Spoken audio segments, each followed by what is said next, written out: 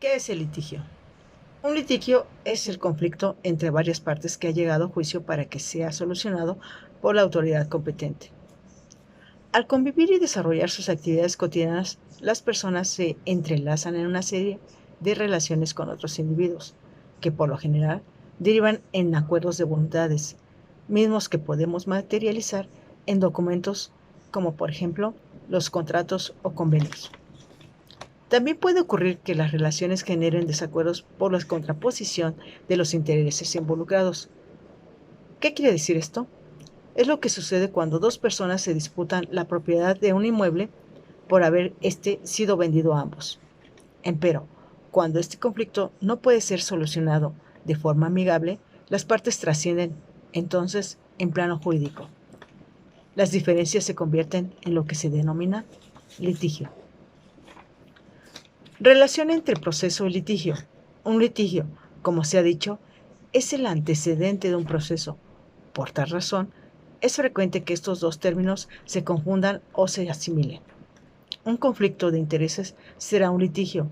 La forma de componer y en su momento la solución del dicho litigio será a través de un proceso.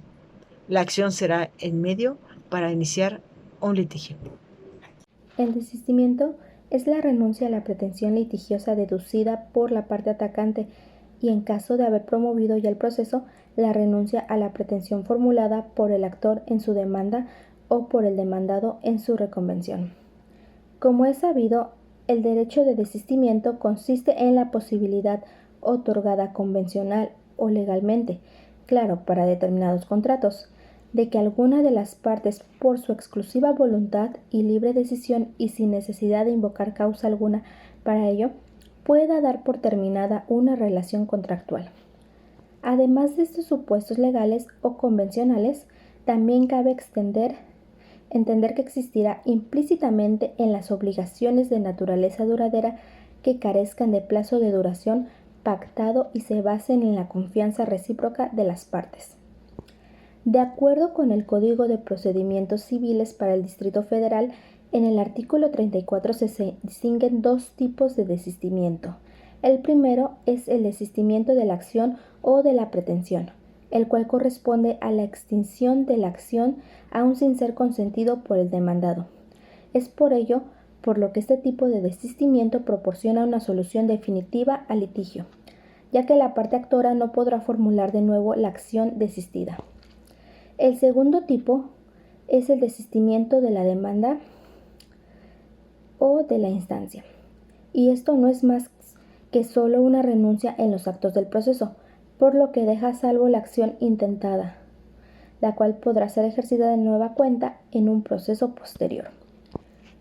Cuando hablamos de este segundo tipo de desistimiento y llegue a formularse antes de que se emplace al demandado, no se va a requerir el consentimiento de dicha parte para que el desistimiento pueda tener eficacia jurídica.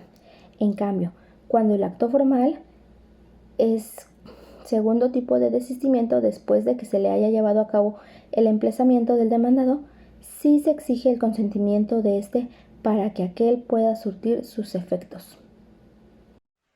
El allanamiento es definido como el acto procesal del demandado por el que manifiesta su voluntad de no oponerse a la pretensión del actor o de abandonar la oposición ya interpuesta, conformándose con la misma, y provocando así la terminación del proceso con sentencia no contradictoria.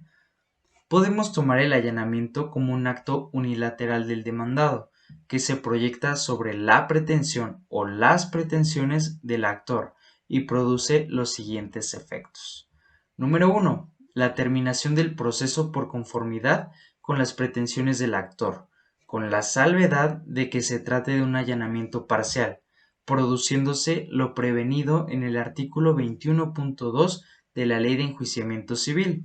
Y número 2. Si el allanamiento es total, se determina el contenido de la resolución que pone fin al proceso, que sería la sentencia no contradictoria, de acuerdo con lo solicitado por el demandante.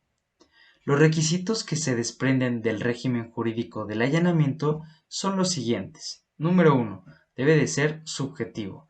El demandado debe de tener plena capacidad procesal, integrándose también su capacidad de postulación, necesitándose, según el artículo 25.2 de la Ley de Enjuiciamiento Civil, poder especial por el procurador para allanarse. Y número 2, deben de ser objetivos. El allanamiento solo es admisible desde la disponibilidad de los derechos. También nos encontramos con el apartado número 3, que deben de ser de actividad. Y aquí se desprenden dos incisos. El inciso A, de tiempo. El actor puede allanarse en cualquier momento en primera instancia o de los recursos en ejecución de la sentencia. Esto lo podemos ver en el artículo 19.3 de la Ley del Enjuiciamiento Civil. Y el inciso B, de forma. El allanamiento tiene que ser expreso. Puede efectuarse por escrito o ya sea verbalmente, en atención al principio que rige fundamentalmente el desarrollo del trámite procesal en el que se produce. ¿Para qué sirve la transacción? Según su definición, la transacción es un contrato con virtud del cual las partes, haciéndose recíprocas concesiones, previenen una controversia futura o terminan una presente, con el objeto de evitar la incertidumbre jurídica en cuanto al alcance de sus pretensiones y derechos o los resultados aleatorios de un juicio presente o futuro, o de la ejecución de una sentencia. La transacción es un acto jurídico bilateral por el cual, mediante concesiones recíprocas, se dirimen derechos de cualquier clase o se componen el conflicto para que se cumpla o reconozcan o para poner término a litigios comenzados o por comenzar. La transacción está restringida a la cosa u objeto material de ella, por generales que sean sus términos.